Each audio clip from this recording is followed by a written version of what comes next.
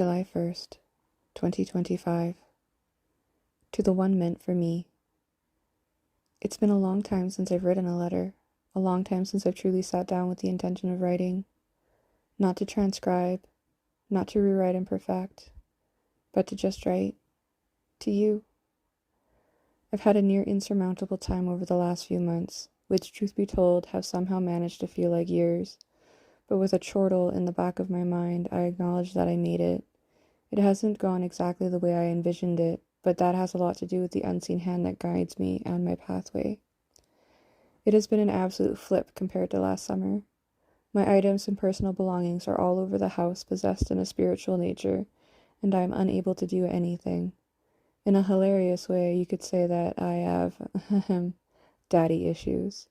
I wish I were kidding. I started channeling wildly with Passover. This year it was practically insane. My brain broke and remade itself over and over again. In a back-asswards way, I have my limerence to thanks for surviving. I wish it weren't limerence that I experienced at this time, and in fact, perhaps a forbearance of the future. I wait each day hoping to hear from him. I see the most lovely individuals in my day-to-day life, but none are him exactly. Some have his spirit, some his smell, some his sense of humor. There have been many times, though, where I swear I've seen him out of the corner of my eye. Today, especially so. I thought I saw him on a motorcycle, but only registered the possibility it could have been him once we had gone by and I longingly looked at the motorcycle. They represent many things, not just the scary things at bay in the back of my mind, but the beautiful things, the stories that one could write on the back of one of those. I dream of it. I dream of many things. Mostly I dream of love and money and freedom. I wish I could say I just dream of love, but money issues are always a problem. Plus, treating my dopamine-starved brain with the dollar store no longer works the way I need it to, as at some point I came to the resolution I need to buy higher-end items as well, and I don't necessarily mean the price tag, but the overall quality. I've decided that all my clothes need to have an outfit bought for them, so I can live and record the story that they hold and then burn the clothing that forces me to have the face of someone else. I was hoping I would be able to speak to whom I thought was my partner in this incredibly twisted and warped game, or test, or whatever nightmare this is. And I can tell you that it needs to be revamped and the coding updated. I need a bigger house, love, and I need out of this trapped hellhole, and when I do, I have some exciting ideas to put forth, and considering what I've been able to observe, I wish to have a conversation before my items are moved. The safety of loved ones comes to mind, and seeing under a mask I doubt we realized was one. It's like being a spiritual laundromat, if you catch my drift. I wanted to write out extolling the traits I imagine you to have, as my words have power when read by others. Your virtues, to bring you and breathe life from you into my own. I have even made that wish I wouldn't make, knowing that in that instance, willpower matters.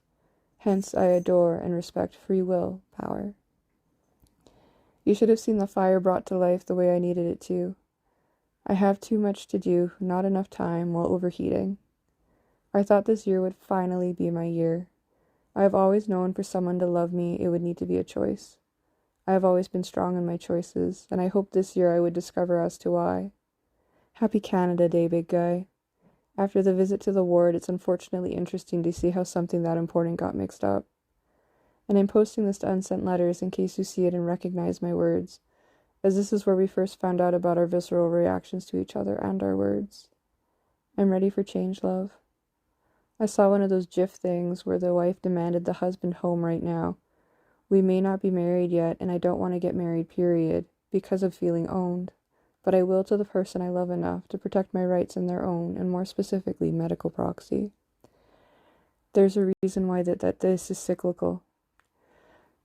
Sigh. This may be too weird and lopsided. I really hope you find this and know the truth of it all. I'm still here, still waiting. Paralysis. I have it in the worst and oddest way. Hell, I'd even take a phone call. P.S. Wound up not posting to a subreddit, just my own. I'm miserable and depressed, and it can go either way for me. Nothing is better than a happy medium, and this one isn't.